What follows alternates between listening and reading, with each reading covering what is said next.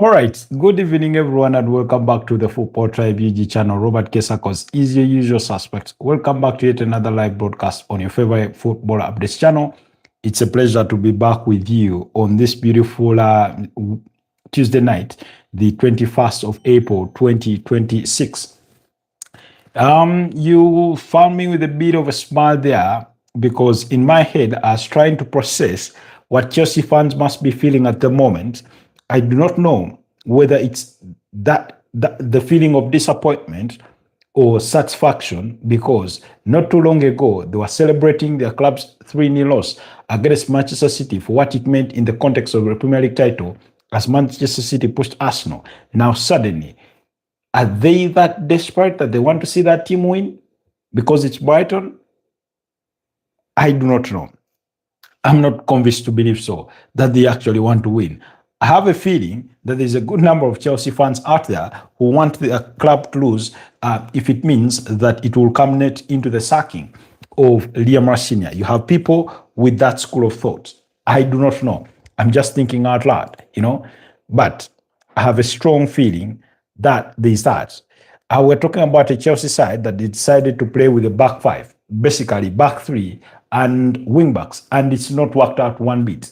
Anyways, as we speak, Real Madrid are leading Deportivo Alaves by goal to nil, while Chelsea are 2-0 behind against Brighton. Both goals coming in with each coming in either half. So in a game that Brighton have been overly dominant, even though Chelsea have started the second half at the better side because they have this kind of thing that they do. They give you one of the two halves, either the first half or the second half. They are not being good over the course of 90 minutes, and which is very, very concerning. If you're a Chelsea fan or a football fan, to follow those kinds of trends, it's something that they'll have to really, really think deeply about and understand where the problem is coming from. Not the first team to go through those kinds of emotions, but it does certainly feel that way. But in terms of attacks, I think it's been sort of a bit one-ended when it comes to the attacks. It's Brighton all the way through and through. So for those of you that are just joining us, welcome to the Football Tribe UG channel. Robert Kesakos is my name. I come to you live from Kampala, Uganda, where it's 20 minutes past the hour of 11 p.m. So I say good evening, good morning, good afternoon, depending on whatever time zone you are joining us from. Do me the absolute honor and favor and like the broadcast, but also consider subscribing to the channel and help support our growth on this forum. So, yeah,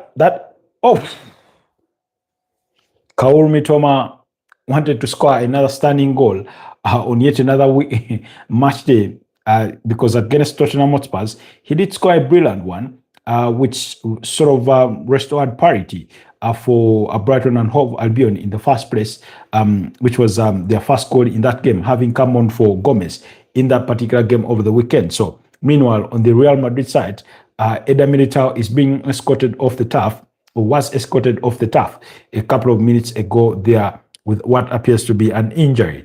Anyways, one of the team doctors that was escorting him out has that sort of slight resemblance with Enzo Maresca, and anyways, I don't know what's just happened.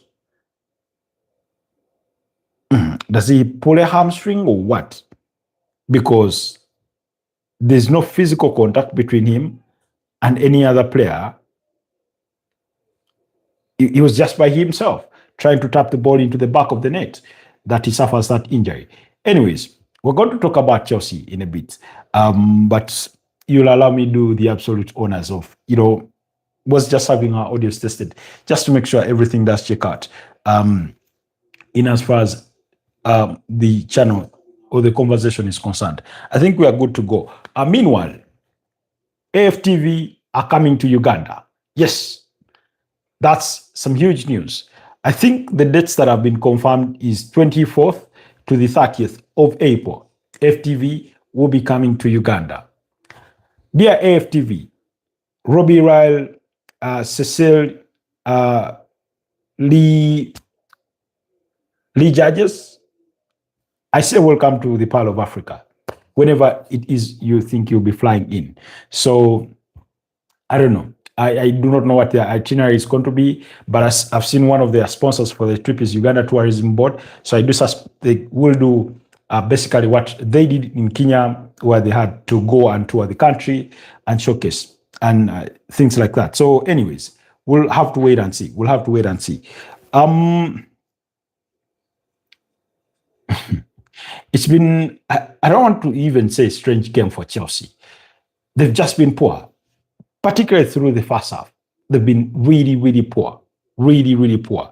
And in the second half, where they've looked much better on the ball, they have nothing to show for it because really they had a penalty claim on the other side for a handball by, I don't even remember who, maybe Yankuba Minte. It is Brighton that went over the opposite side and scored and made it 2-0. And therefore, it becomes difficult really because those two goals, Jack Heshwood was a goal scorer in that counter-attack. And Chelsea's defending has been really, really poor. It has been really, really poor throughout this game. And yet they have many defenders on the pitch. It gives you the sort of impression of a team that are playing a particular system for the first time. That Chelsea are playing this back three with the wing backs for the first time. That midfield has been as open as you'd want to have it. Oh, Sanchez with a brilliant save to deny, was it Kadioglu? I mean, that's not the first save he's made in this game because in the first half, he made a brilliant save and he nearly cost his team. Also, Mendy Nduru, hi Mendy Nduru. Why are you joining us from Mendy? Good to have you on the channel and on the broadcast. I hope you're doing okay.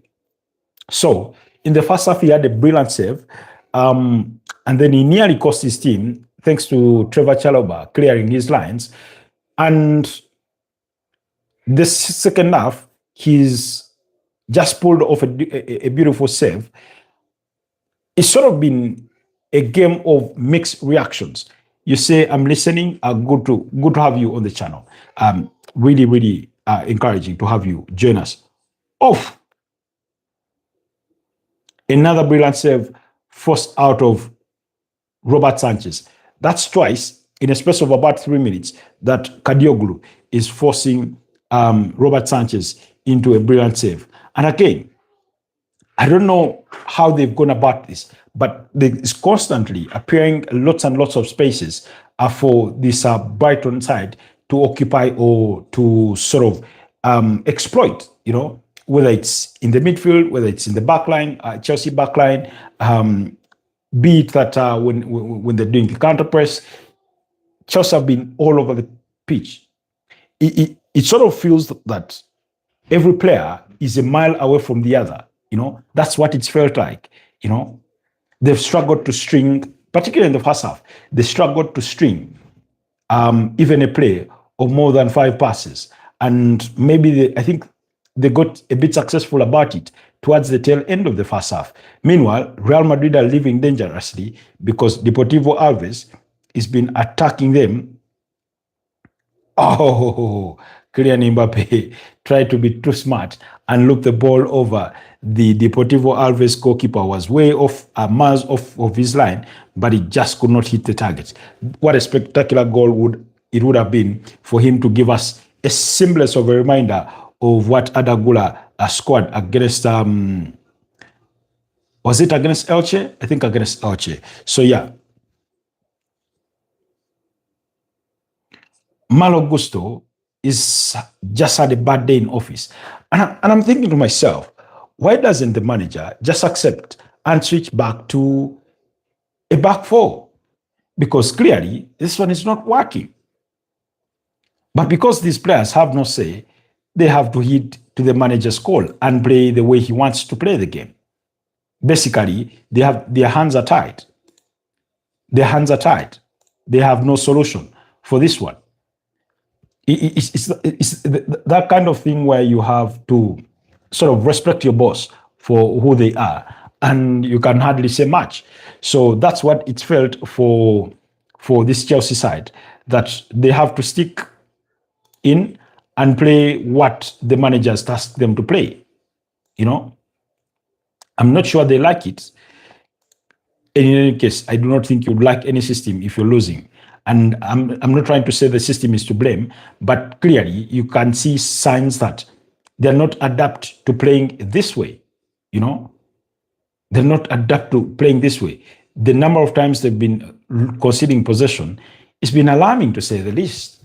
You know, it's been alarming to say the least. Meanwhile, that Real Madrid game has headed into halftime with Real Madrid leading by a goal to nil. It kicked off slightly over half past the hour, but meanwhile, there's a game in the Coppa Italia semi-finals where Como are leading Inter Milan by 2 goals to nil. Come on, strike the ball on goal for yourself. Malo Gusto. Veltman with a timely intervention. Rio Dandy says, for the first time after 12 years, Real Madrid is not winning the Champions League in a World Cup year. Wow.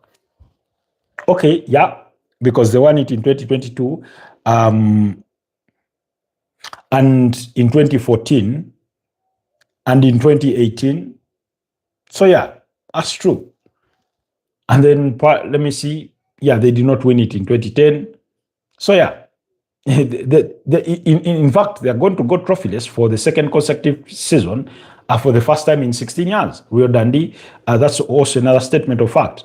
But that goal by Kylian Mbappe, thanks to Adagula's assist, separates Real Madrid from Deportivo Alaves. Chelsea, they struggle to clear the ball. They struggle to defend the ball. They struggle to... meanwhile, Inter Milan have pulled one back against Como. The first leg ended goalless, but Hakani Chanalolu or Hakani Chanoglu has scored to pull one back for Inter Milan. Now, for those of you that care to remember, in the Italian Serie A reverse fixture between Inter Milan and Como led the game by 2 goals to nil. Como was at home, and Nico Paz being among the goal scorers. And then Inter Milan came from 2 goals down to win that game 4-3. 2 goals from Marcus Thuram, restored parity, and then Denzel Dumfries scored the other 2 for Inter Milan. So can Inter Milan once again mount a comeback against Como? That remains to be seen. I'm trying to check on my screen here to see if I can find a feed for the Inter Milan game and keep tabs on it for at least for the foreseeable future, if I can find it. Hopefully, I will, and we'll also keep tabs on that. Now, you said Didier Deschamps can do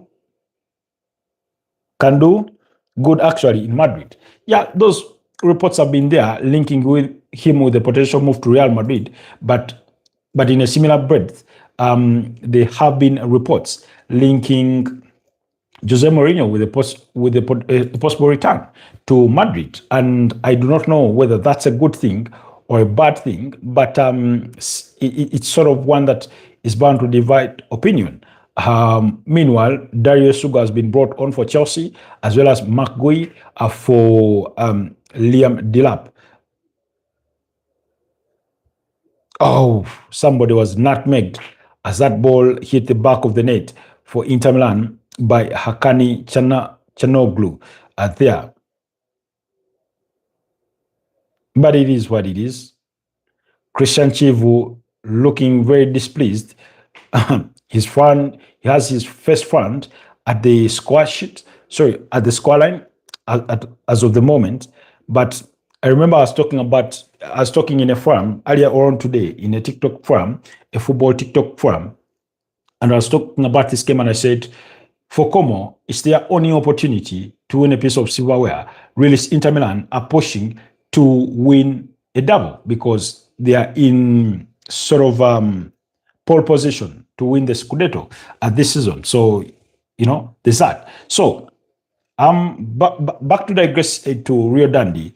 To be honest, oh,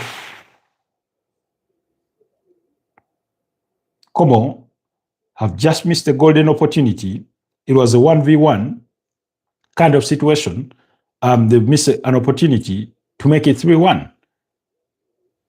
It could be a long night for them because I think Inter Milan are going to make the next 20 minutes really, really a nightmare for them in terms of attacking them.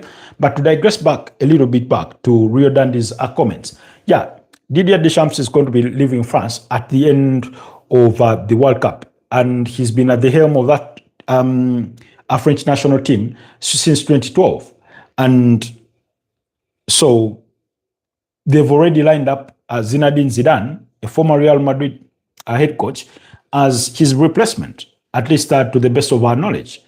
And Real Madrid are inevitably in the managerial market.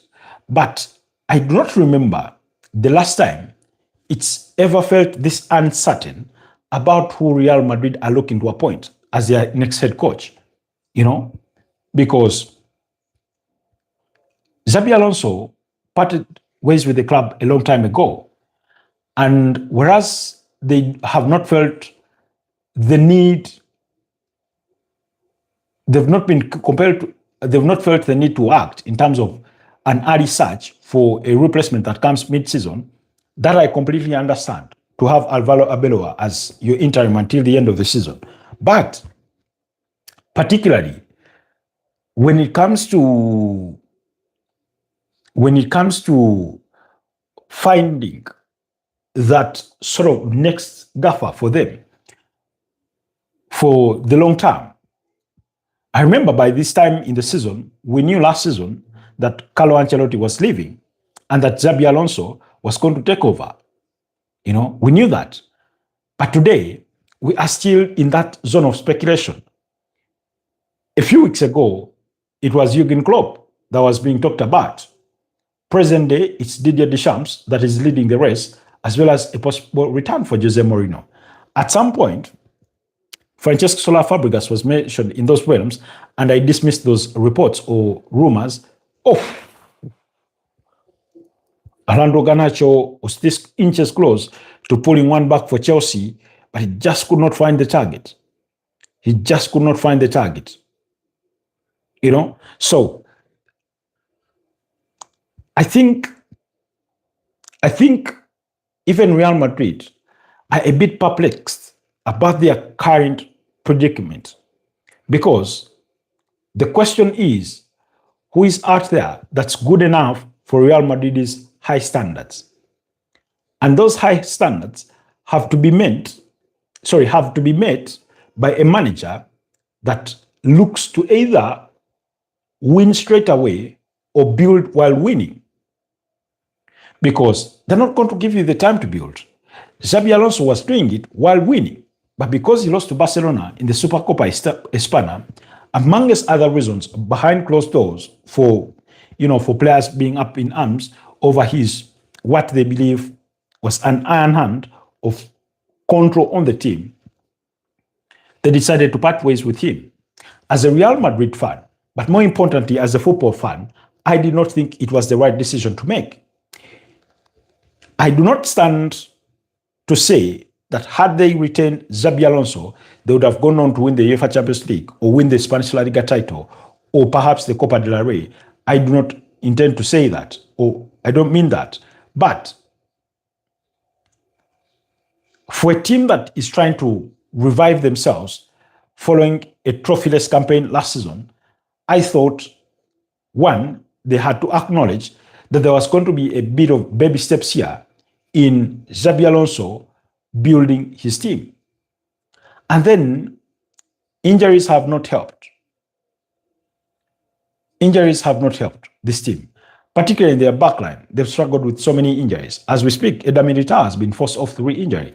David Alaba barely plays because of injury. Ferland Mendy hardly plays because of injuries. Dani Carvajal, So you've had Edin Hausen, who until last season sorry, until this summer, was playing at FC Bournemouth. So he's coming. You have Antonio Rudiger, I think, who started the season through suspension, and then you have a Raul Asensio who is yet to convince that is a capable starter for game in, game out for a team like Real Madrid. You have a Fran Garcia that is yet to prove himself at left back, and therefore it's been a new signing in Alvaro Carreras. So you have Alexander Trent-Arnold, who is equally struggled through injury in his debut campaign with Real Madrid. All these are factors. Look at their midfield, almost looking depleted. Why? Because Eduardo Camavinga has been out for injuries at some point. So was Tchouaméni. Fede Valverde has sometimes remained as one of the most consistent players in that team, so much so to the extent that predominantly was at some point being played at right back and things like that. So you have all these things that have happened. Look at Rodrigo Goes, injury or no injury, he's not been the same player that he was in 2023, 2024. Vinicius Junior's form hasn't been at its best. You look at that midfield, Dani Ceballos, not good enough for Real Madrid. Camavinga and Tchouaméni, I feel one of them needs to leave as soon as yesterday. You look at Brahim Diaz, you look at Adagula, has been one of the sort of sparks in this team this season, particularly under Xabi Alonso, and most recently, he started to hack it for Alvaro Arbeloa. Then you go to Franco Masantuano, youngster, new to the team. You're not going to ask too much of him. You look at Gonzalo Garcia, a player that Xabi Alonso was poised to trust, and therefore, ever since he left, he's been so far behind the pecking order, and things like that. So many things have not gone right at Real Madrid this season. So I thought they're going to do some little bit of soul searching to know that they had to stick with Xabi Alonso, but it's not looking to be the case. Jurgen Klopp, not too far back ago, he came out to say that he has not received any form of contact whatsoever from Real Madrid or its representatives, and he went on to insinuate something of in the region of preferably wanting to take on Atletico de Madrid if it were to be the opportunity, and something like that. And I've said on this forum, as much as I would be happy for Jurgen Klopp to join Real Madrid, I'd prefer him to go to Atletico de Madrid, because a part of me feels that Real Madrid have the capability to go out there and get the best manager they can afford to get, or the most elite managers would be interested in coming to Real Madrid. So if Atletico de Madrid is going to reincarnate themselves as that third force that we saw in 2014, and also in 2020-2021 season, when they won the Spanish La Liga again, they need a manager the caliber of Jurgen Klopp if they are going to transition from Diego Simeone, who has been at the club since 2011. So many moving parts or things to consider in that regard. So anyways, that's the situation with Real Madrid. Now, meanwhile, for the Chelsea game, Chelsea are still 2-0 behind against Brighton and Hove Albion. Sorry, we digressed to that direction because of the submissions of Rio Dundee, and it's because I value feedback. Meanwhile, Lons are also leading Toulouse in the Coupe de France by 3-1. So then Girona and Real Betis, that game is 1-1 at the moment. It's in the 52nd minute. Then, okay, just quickly, and I had meant to go through this one early on, but the way Chelsea set up with Jorel Hato, Wesley Fofana, and Trevor Chalobah, then Marc Cucurella and Malo Gusto as their wing-backs, then it's sort of what would have appeared to be a packed midfield of Enzo Fernandez, Romeo Lavia and Moises Caicedo, then Pedro Neto and Liam Delap as the two strikers. It's not worked out at all the entire night. It's not worked out the entire night. And of course, they've made changes, bringing on Alejandro Garnacho when they withdrew Wesley Fofana to retreat to a back four. And then you've had Romeo Lavia. Now, that change for Wesley Fofana was done at halftime. And you saw the early improvement where Chelsea was dominant on the ball in the second half. It was part of that because of that change, because then they had created some width to them for themselves, And then,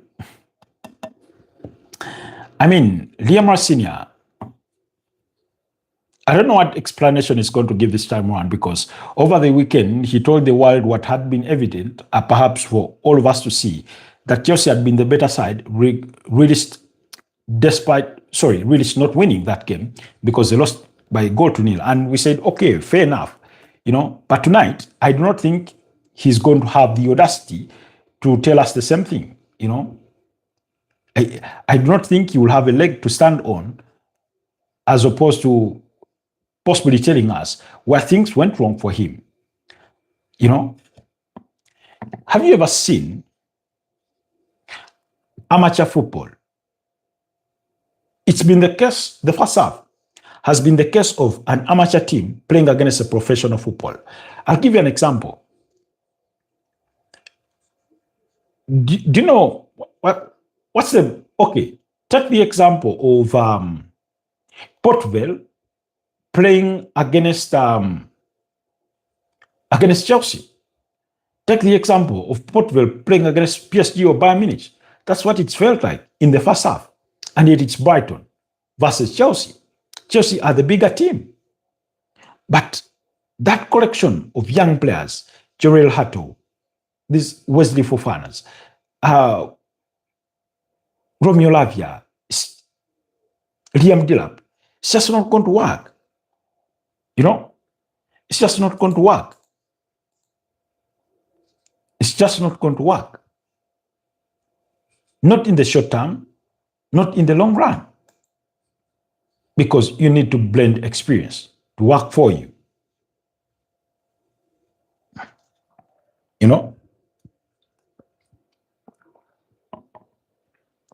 So, for those of you that support Chelsea or follow it enough, do let me know what you have made of Chelsea's performance thus far tonight. I'm sort of struggling a bit with my feet because it's freezing. I do not know why, but it's constantly freezing. It's like as though I have an internet break, but and it's happening to all my game feeds. It's not just an isolated incident. There appears to be an undesirable pattern here. But regardless, Chelsea are not. Now, I'd given them the benefit of doubt, thinking that they're going to come in this game desperate to win because they have lost the last 4 consecutive games. And yet here they are, losing the 5th game in the row. And like I said, I do not know whether to feel sorry or to gloat towards Chelsea fans. I don't know what to feel for them, because just a fortnight ago, they were happy for their team to lose to Man City if it meant that denies Arsenal a Premiership title. And I was thinking to myself, the things that should be above rivalry. How dare you wish for your team to lose if it means that your rival does not win silverware when you yourself have your own ambitions? If you have nothing to play for, I would understand. But Chelsea, at that point, as is the case at this point, have something to play for, And that's for a place in European football. And I said this, if Chelsea lose this game, as is increasingly looking likely to be the case, by the time we go through the iteration of match day 34, they could be 10th on the Premier League table. Hell, they could drop to as far as 11th. Why? Because over the weekend, they're going to be up against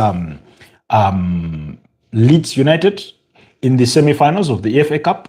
Leeds play tomorrow away to AFC Bournemouth, and Manchester City are playing away to Burnley tomorrow. So, meanwhile, Inter Milan have scored an equalizer, so it's 2-2. I mean, you must feel for Como. You must feel for Como. You must feel for Como, really. You must feel for Cesc Fabregas. I mean, it's just needed to see out this one. First of all, they've missed chances to extend their lead, and then they concede.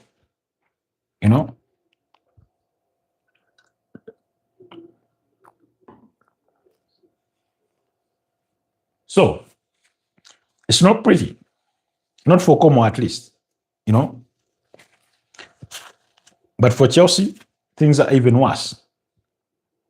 I mean, losing 5 games in a row, what is Roy Jennings going to tell the world? That what? Beyond ranting about the manager. And even if that were to be the case, I do not think he has a leg to stand on, because he was among the cohort that cheered on their team to lose to Man City because it meant that it dents Arsenal's title hopes. So you cannot tell me that you're very fine and in celebratory mood to lose against Manchester City, and then if it means that Arsenal don't win the Premier League title, but then you're so pissed and very, very disappointed in your own team losing to Brighton. No, it doesn't happen that way. It's like saying you'd rather, okay, let me not use that example because maybe that would be a little far-fetched. But how would you rather lose one hand if it means that your rival does not get to keep theirs? Really? So, come on. Does football have to be this cruel? Does football have to be this cruel? Because Inter Milan are leading by 3-2 against Como. Obviously, I'm struggling with my feet. And Danny Welbeck has scored on the other side to make it 3-0 for Brighton against Chelsea. How horrible does football have to be? How cruel does it have to feel? I think that's his 12th goal of the campaign.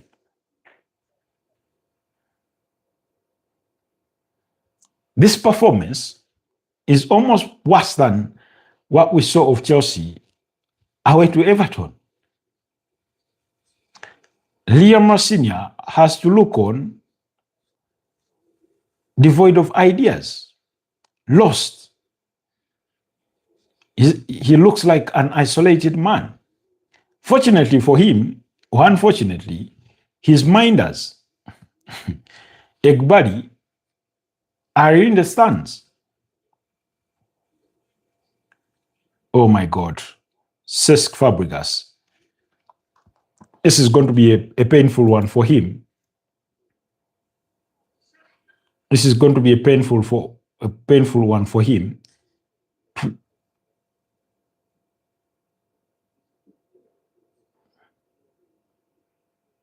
Guys, allow me watch this third goal for Inter Milan. Oh, come on. Lapses in concentration in defense and bang. Inter Milan found the third and it's 3-2. I don't see how Como recover from that. From now on, it's just what it is. The same way, there's no chance for Chelsea to recover from that. Absolutely none. Absolutely none.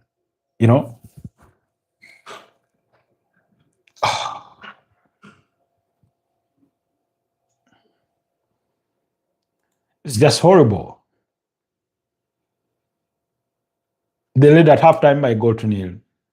Scored the second early in the second half, and it's 2-0.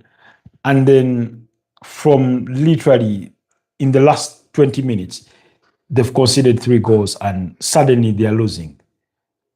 The other semi-final is between Atalanta and Lazio, and it ended 2-2 in the first leg. Meanwhile, Real Madrid have the second against Deportivo Alaves. It's 3-2. Vinicius Jr. in the 50th minute I've since abandoned that game. I'm waiting for the conclusion of the Chelsea affair for me to retreat back to the to the Real Madrid game. But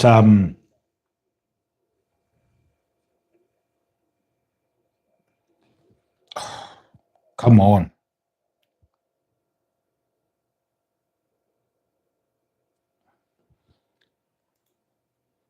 Nico Paz, sorry, Como missed a golden opportunity in a 1v1 situation. Obviously, you do not want to blame it on anyone, but Cesc Fabregas is having to go through the emotions here of it. And as a manager, I do not think it comes that it does come any tougher than that. Basically, it's going through what Mikel Arteta has had to go through over the last couple of weeks, you know, and he's still going through it because over the weekend they play Newcastle. So I'm trying to remember who actually missed that chance.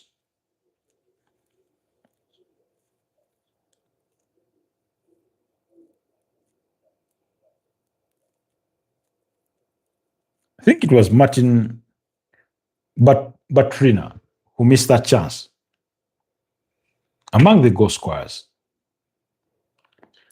But yeah, Chelsea are sleeping down the table as Brighton and Hove are rising up the table. And that game is finished 3-0 in favor of Brighton. You know, that's the point where rival fans would be singing, "You're getting a sack in the morning. You're getting a sack in the morning." They'll be singing that for Liam Rasinia. But maybe they're not that cynical. Sort of, maybe they're not that cynical, a fan base for Brighton to be singing it for, for Chelsea, you know.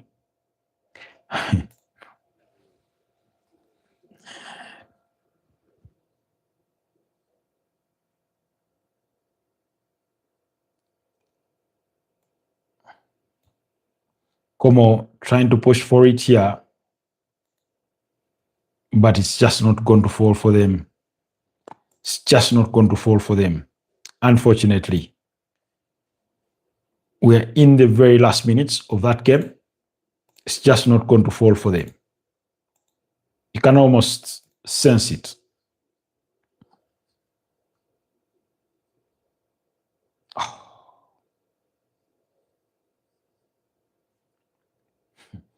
I hope they don't end up conceding the fourth anyway.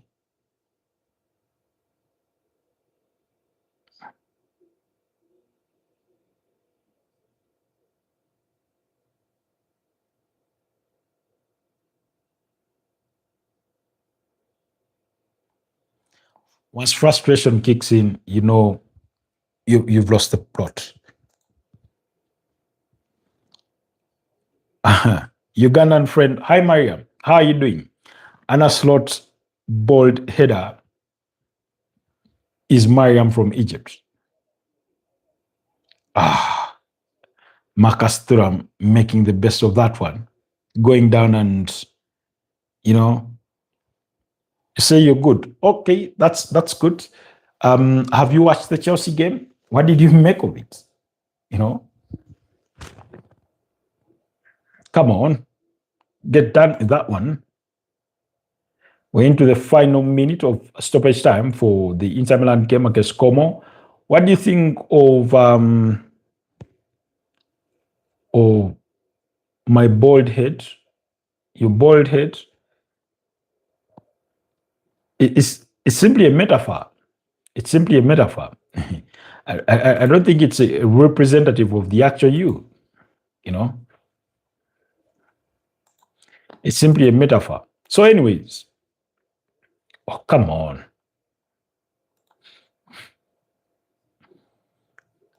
I mean,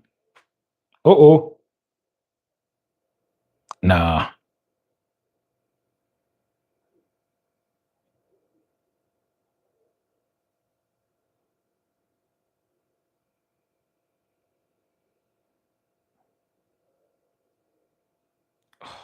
Had to strike that ball on goal.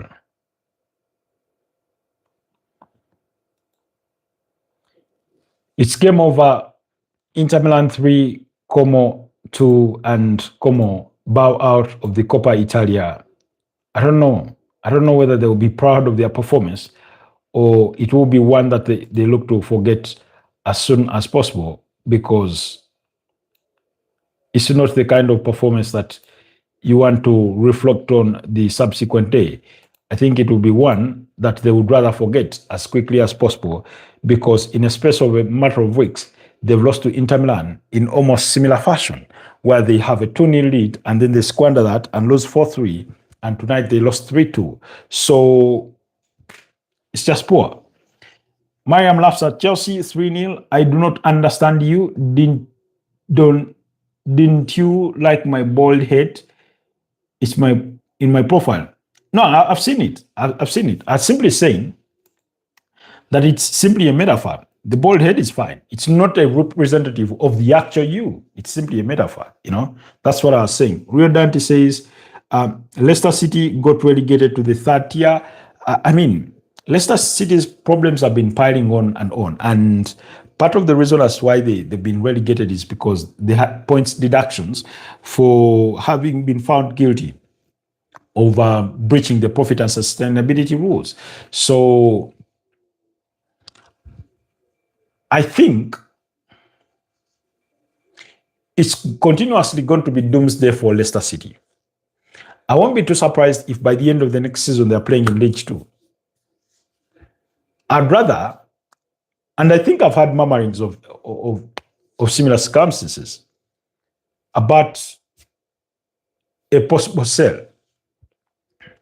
Ever since the owner died, I think he died in a plane crash, and then his son, he died in a helicopter crash, and then his son took over. They've had challenges in finances, they've struggled to get the right manager, and they've sort of sliced through them, and it's just not worked out. We are talking about a team who, by the way, until yesterday, were playing in the Premier League. Because they qualified with Enzo Maresca after in 2024. In 2025, they played in the Premier League. And 2026, they play in the Championship. And now 2027, they're going to be playing in League One. So it's really, really sort of, difficult to comprehend or to take heart to. You sort of feel for them in a way. You sort of feel for them in a way. But it is what it is. So Chelsea got smashed by 3-0 as we speak. Real Madrid are leading by 2-0. Vinicius Junior and Kylian Mbappe, the goal scorers in that one, for the 2 goals that Real Madrid have. Inter Milan have just completed their comeback against Como, the second in a space of just weeks, to win the tie, 3-2, and advance to the finals of the Coppa Italia. And they'll be waiting for whoever comes through between Atlanta and Lazio.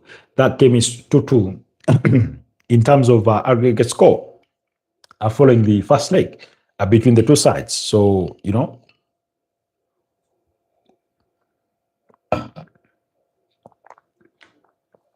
and like I said about Real Madrid, although mathematically it's not yet done, but I'm sure even they are convinced that they are now just playing through the formalities of wrapping up the season. That is, that by a miracle is going to be another trophyless season, because I do not think Hansi Flick, by the way, Hansi Flick says that Barcelona will be his last job as a club manager or head coach. I think he will be looking for national team football. But he's gone through it with the German national team and he was relieved of his duties eventually. But I don't know. Maybe if I were in their shoes, I'd go in the same direction. But club football is either too stressing or too fun. International team football is either too relaxing or too boring. So, depending on how you look at it, So yeah, basically that's what's happened. But okay, let's have a deep dive into it. Chelsea losing 3 goals to nil. I mean, that's really, really poor.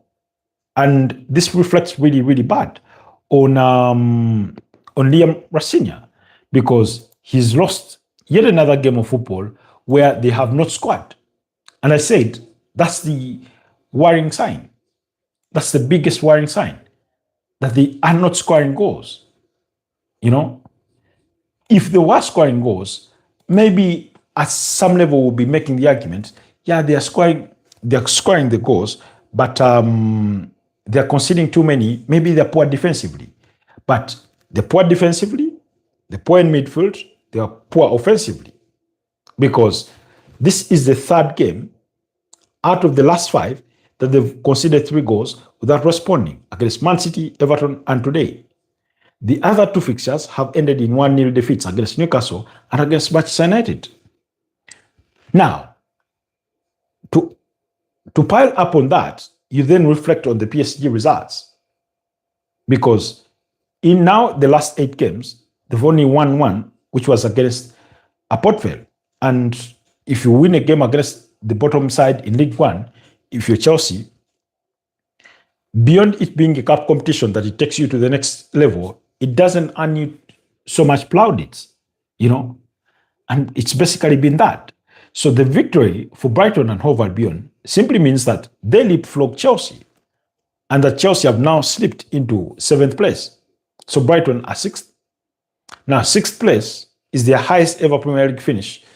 That was in recent memory, because they finished 6th in the 2022-2023 Premier League season, when Roberto Di Zerbi first took charge of them after Graham Potter had departed the club to join Chelsea. So and then those 2 have now played 34 games. The troubling sign or worrying scenes for Chelsea is that if, let's say, Bournemouth beat up against Leeds tomorrow, Bournemouth will also go above Chelsea. In fact, Bournemouth have the opportunity to move 6th, because if they win tomorrow, they'll go to 51 points. Now, as and of when Brentford and Everton may play next, they could easily win and also go above Chelsea. So, and then subsequent to that, if Sunderland can win over the weekend, they have an opportunity to go above Chelsea, because Sunderland occupy 11th place. They have 46 points. If they win, they go to 49. It puts them above Chelsea. So you could see that by the end of match day 34, Chelsea could easily be on page 2 of the Premier League. Now, that embarrasses some of us. But of course, the easy way out upon it is that I don't think any of us had envisioned that Enzo Maresca would be sacked at Chelsea, because I remember at some point in the season making the argument that there was no hiding, that Chelsea were title contenders. I did not believe for once that they would win it. Why? Because I felt that squad was not good enough to win it. But maybe they were going to challenge for it. Having finished 4th last season, I thought they were going to challenge for it. In fact, in my season predictions, I put them 3rd on the Premier League table and Man City behind them. You can imagine. That's how highly I thought of Enzo Maresca. Fast forward, they are closer to a team in 11th place and the team in 12th place than they are to a team in the 2nd place in Manchester City. So that's how bad things have gone for them. And majority of that has been in the last 5 games that they have now lost. So going into the weekend, really their responsibilities are going to be entirely different in playing against Leeds United in the semi-finals of the FA Cup at Wembley they will be at the back of their minds praying, hoping that Brentford, FC Bournemouth, Everton, and Sunderland all lose their games. Otherwise, by the time we get into match day 35, Chelsea could be in worse problems than they currently are in. You know? So, I don't know. When you look at the match statistics, it's hard to defend Chelsea. First of all, they were outplayed. 54% ball possession in favor of Brighton. Brighton had 9 shots on target, whereas Chelsea had 0 on target. Their XG was 0.38 compared to Brighton's 2.1. Shots off target were 4 for Brighton and 2 for Chelsea.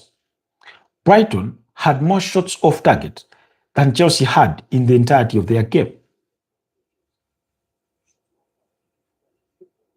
So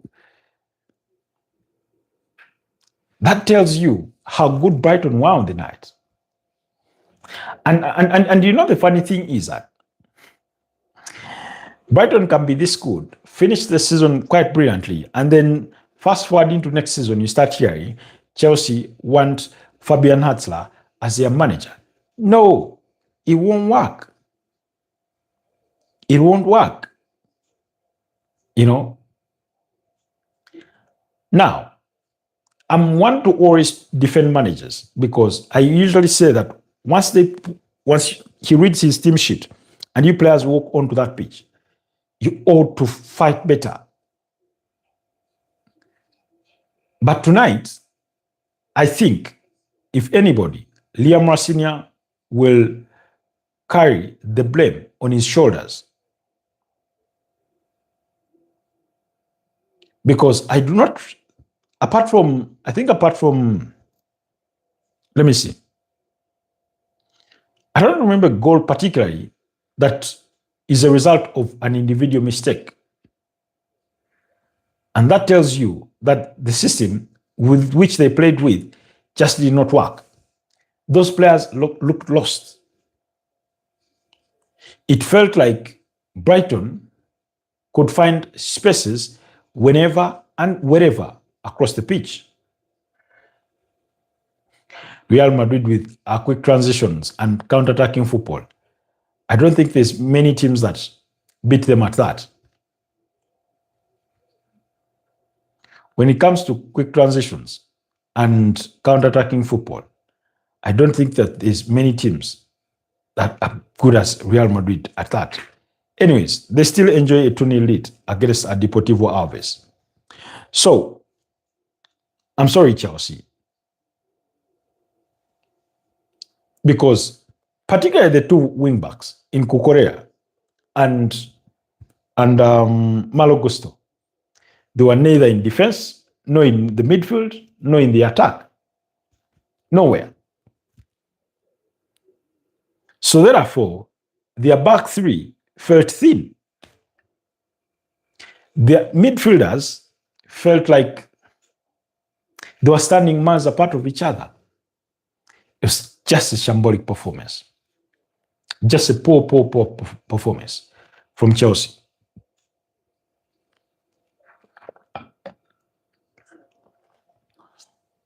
I'll not revisit all Chelsea's problems.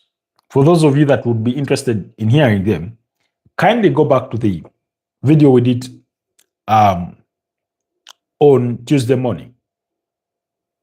I think the title to it was Chelsea in Action Today, something like that.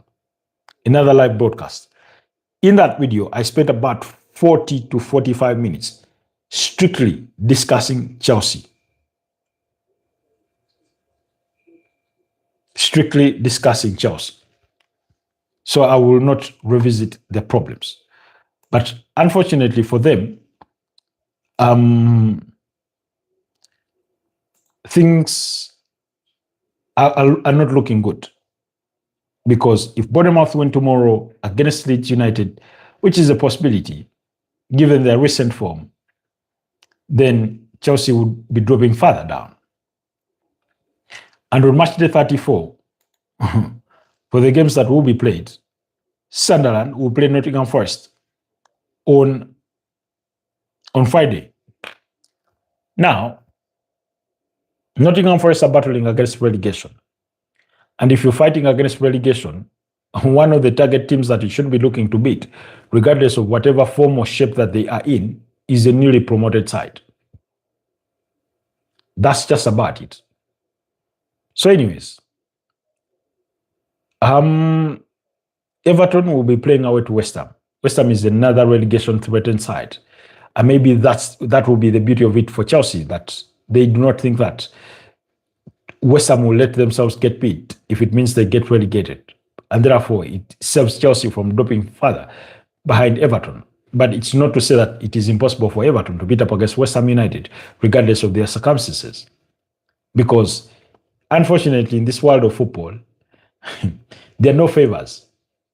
There are no favors of do not beat me so that I do not get relegated. Then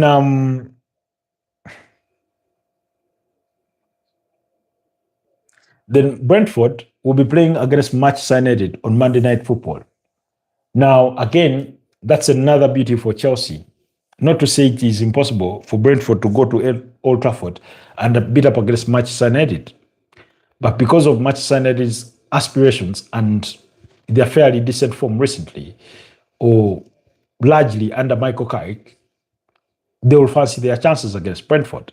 It won't be easy, but at least it will be worth something. So next Sunday, you will not have Premier League games because they let kick off on Saturday, and I do not know why that is the case. How do Liverpool play in a 5 p.m. kickoff, which is essentially 3 p.m. on the UK side, and then Arsenal, who have a game in the Champions League, are playing later on?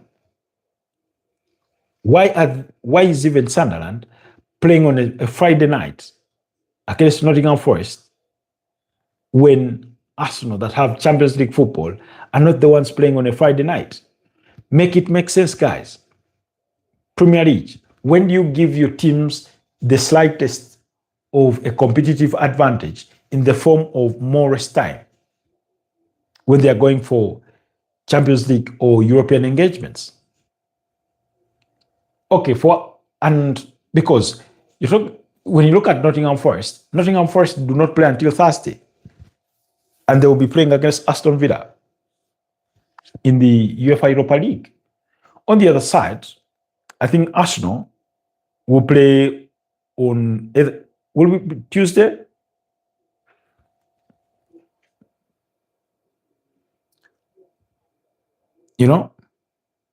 Most probably Tuesday.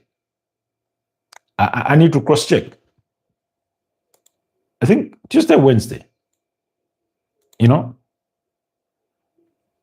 So you'd want to accommodate them any form of competitive advantage whatsoever. Arsenal will play Wednesday. But then, when they return from that Wednesday tie, they have another fixture in the Premier League before playing on Tuesday again. And that will be for match day 35 of the Premier League. So, we've seen all these sorts of favors be done for teams like PSG. We've seen those kinds of favors be done for German Bundesliga teams, where they'll play either in a Saturday early kickoff or they'll play on a Friday and things like that. But even on Saturday, the 2nd of May, Arsenal will play in a late kickoff on Saturday against Fulham when they have a game on Tuesday against Atletico de Madrid. That means they will only have Sunday to rest a bit, Monday for recovery training, and play on Wednesday. So why don't they start it this weekend, play on a Friday, because their game is away, and then when they come back, they play on Saturday in the openers that kick off at 3 p.m. or 5. I think every team that plays in Europe would be seeking that sort of competitive advantage, however slim it may be. I think they would want to have it. They would want to have it. But unfortunately, the Premier League will never code it to you. And I do not think these teams do not ask for it.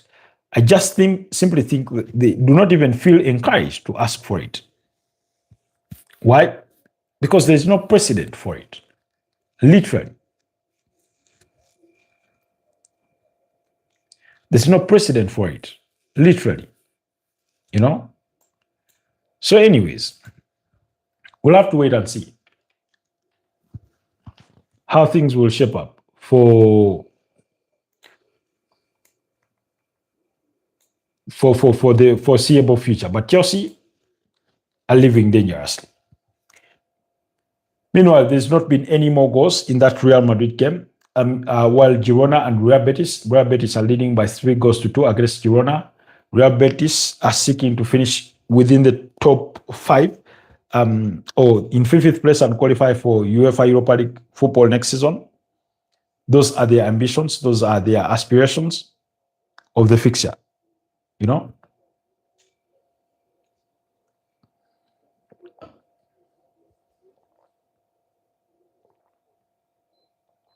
So,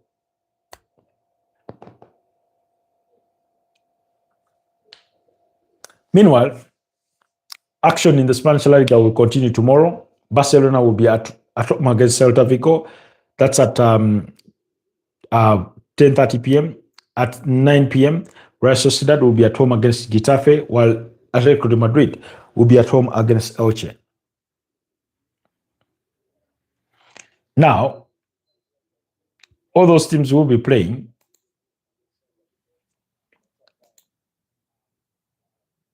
Then their action will continue on the weekend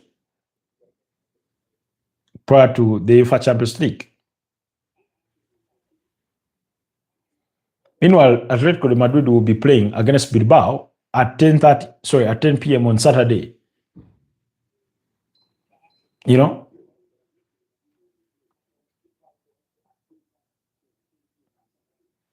So, sometimes anyway, like I said, you'd want any competitive advantage. Oh,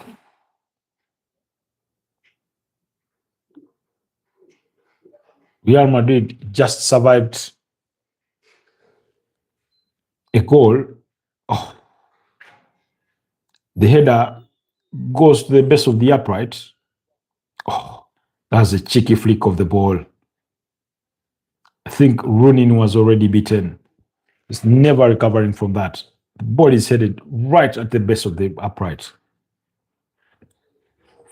And it stays 2-0 in favor of Real Madrid.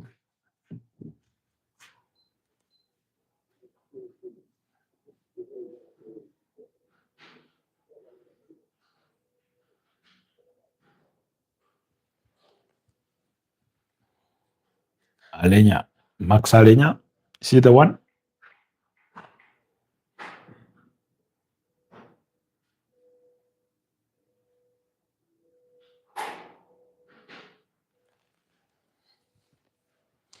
You're not missing much, guys. It's just Real Madrid trying to defend their 2-0 lead. Like I said, Real Madrid, their chances slimmed of winning the Spanish La Liga when they decided to drop all those 6 points. They lost to Mallorca and which other team? Was it Osasuna?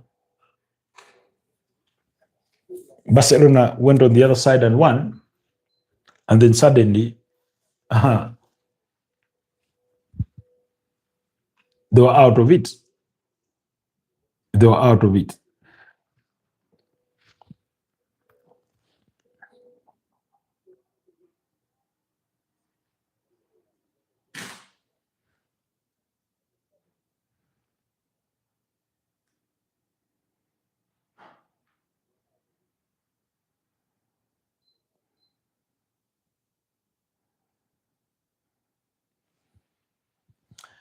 Oh, as a beautiful trivela of a pass from Franco Mastantuano. It just could not find the intended target in Kylian Mbappe. Otherwise, that's the funny thing about football. Over the last about 5-7 minutes, Deportivo Alaves have been the better team. They've been at top of things. They've been attacking. They've hit the base of the upright. You know, the first Real Madrid into conceding a corner kick during one of the attacks, and yet,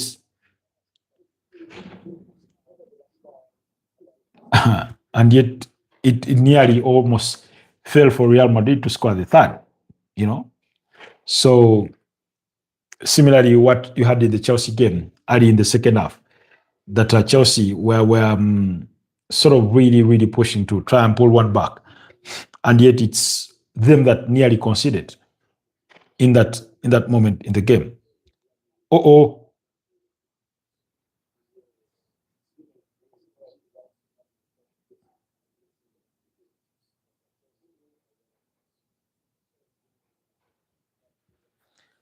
another missed opportunity for Deportivo Alaves right in the area.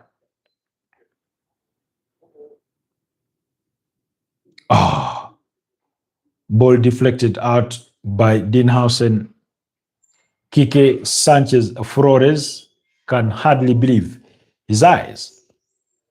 For those of you that remember him in the Premier League, he was at Watford. Kike Sanchez Flores.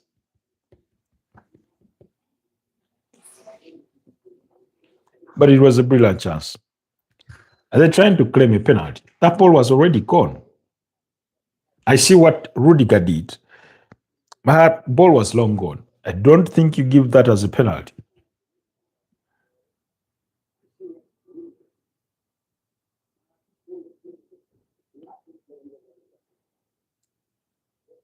Uh-oh.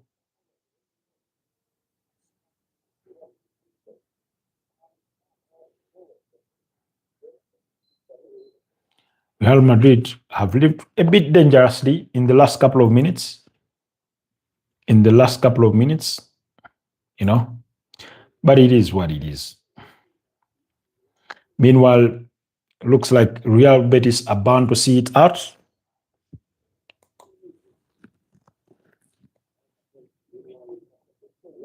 Here, we have entered the 87th minute of the game. Want to see out this one? Kamavinga gliding through midfield. Overplayed that. Kylian Mbappe ran into traffic and decided to foul somebody. Does not agree with the referee that he committed a foul, but nonetheless, it's been given against him.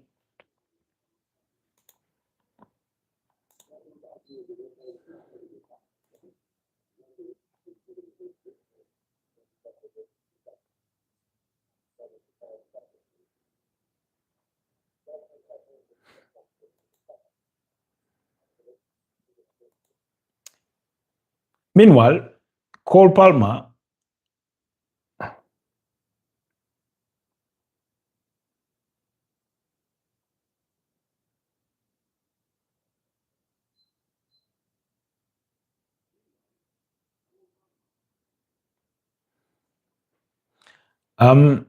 meanwhile, I was saying, Cole Palmer missed Chelsea's game through what's feared to be hamstring injury. And I don't know if it's what caused what's caused Liam Rafinha to play with that sort of system. But I don't think that would be the case, because missing Cole Palmer does not compel you to change an entire system, you know. So Cole Palmer missed as well as Joao Pedro. Both were out of the game. Palmer suffered a slight hamstring injury, according to Liam Rafinha. And then we know that Joao Pedro suffered a knock.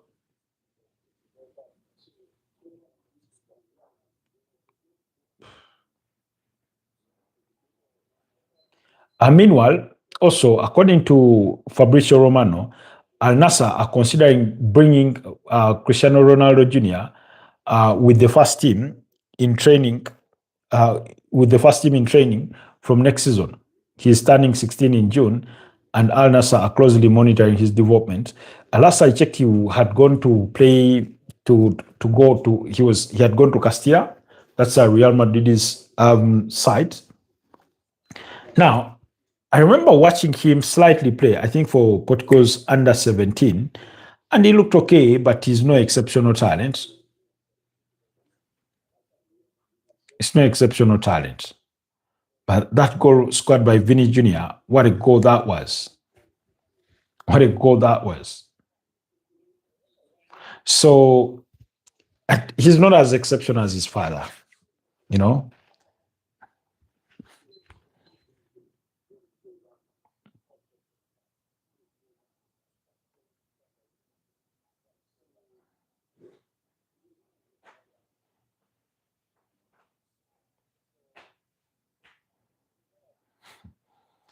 She's the first two.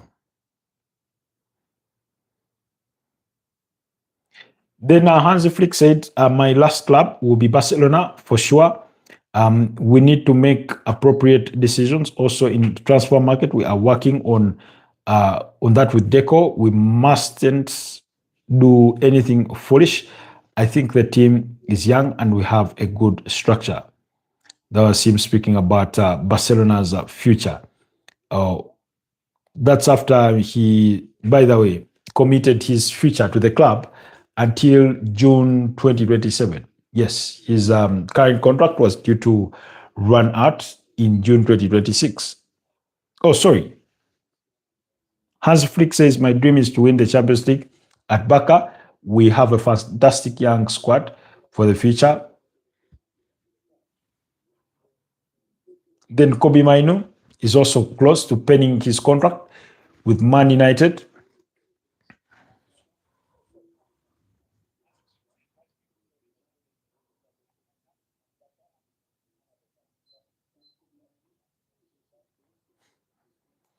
Pep Guardiola still toying with Arsenal in a way.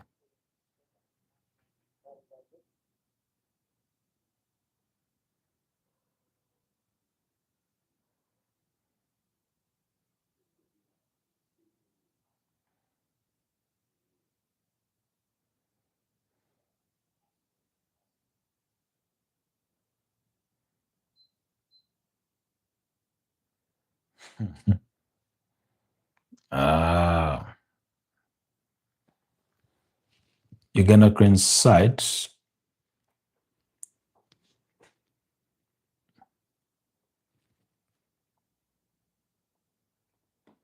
Let me see. Let me challenge myself to something here.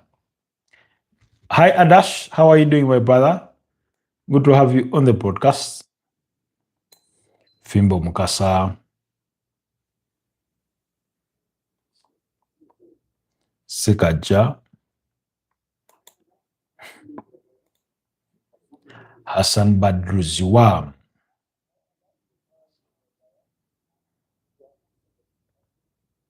Gwenye Mobilu.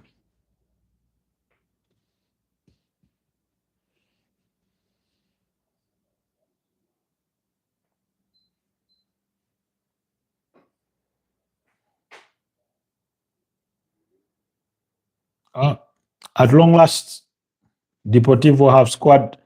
They have pulled one back against Real Madrid, so it's 2-1. Quique Sanchez Flores. We know that his team have done their best to defend, but it's not come out well.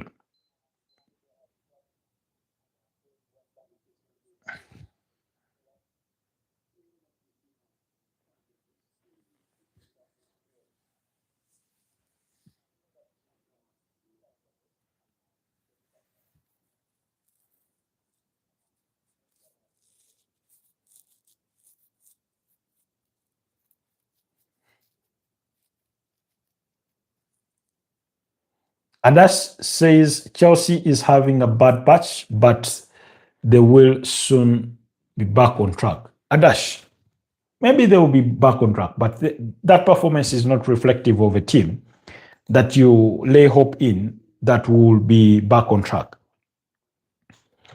first of all, or first and foremost, you and I had the discussion about Chelsea at great length in the morning. And we did highlight Chelsea's challenges and where they sort of have been sourced from, or what the source of that is.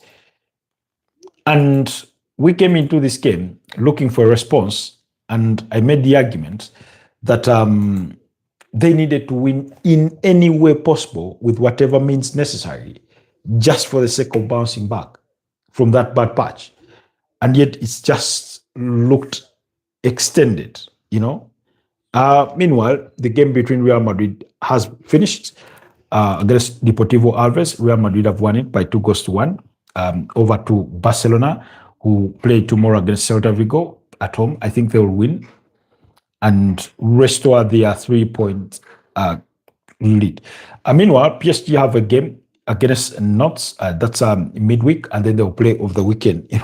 I saw them. I saw a statement. I think maybe from Luis Enrique. I don't know particularly, complaining of how many games they have to play in the next 27 days. And I'm like, you've been procrastinating all your games. What did you think was going to happen? You were bound to play them at some point, and it's basically that. So they have to play them. So, anyways, Adash, allow me to continue this conversation in the morning at 9 a.m. Thank you so much for joining us. Realist Eugene, that's a bit late. Thank you so much, Rio Dandy. Thank you so much, Anna Slots, Bald Head, and Mendy. Thank you so much. And every single one of you that has managed to tune into tonight's broadcast. I've had challenges with my streams for the games. I hope tomorrow we'll have a better day. But yeah, it's been a pleasure doing this with you. Allow me to wish you a blessed night, and let's link up again tomorrow. Bye-bye for now.